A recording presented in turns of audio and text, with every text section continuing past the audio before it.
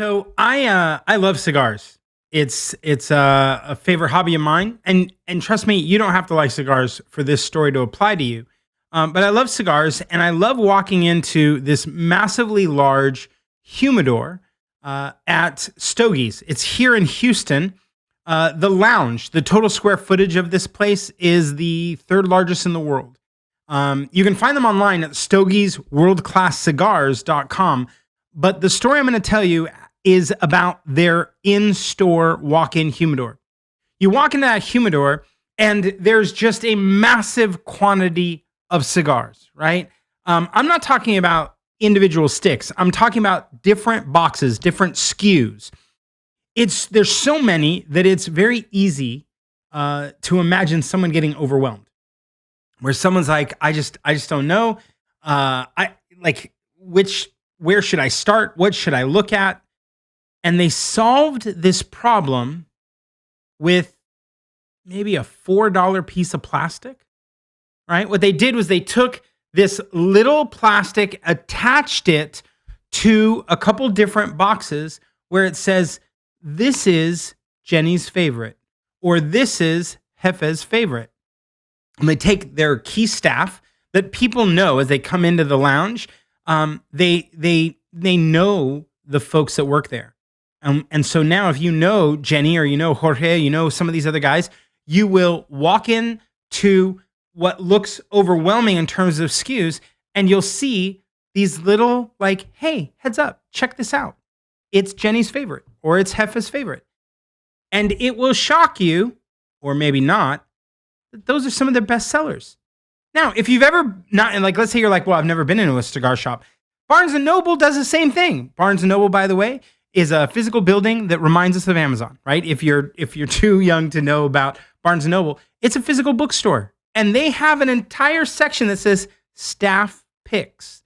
And then you look at the books, and underneath each one, it tells you, Susan recommends this and Billy recommends that. Why am I telling you this?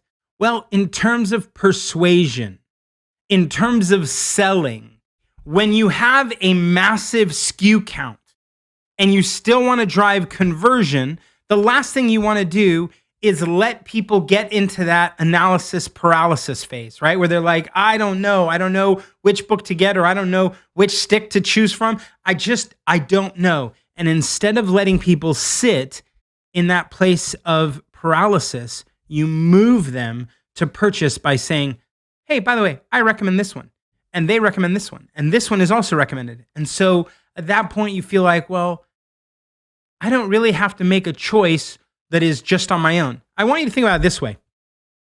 If I pick a book on my own and I don't like it, who do I blame? Me. It's my fault. If I pick a book and Billy recommended it, I get to assign the blame over to Billy. Now, also, the other thing is, out of 10,000, 20,000 SKUs, how would I even know which are the good ones? Right? But if Billy says, hey, this one, or Susie says this one, I've now narrowed it down to the staff picks wall, or to the little pieces of plastic that highlight, hey, I recommend this.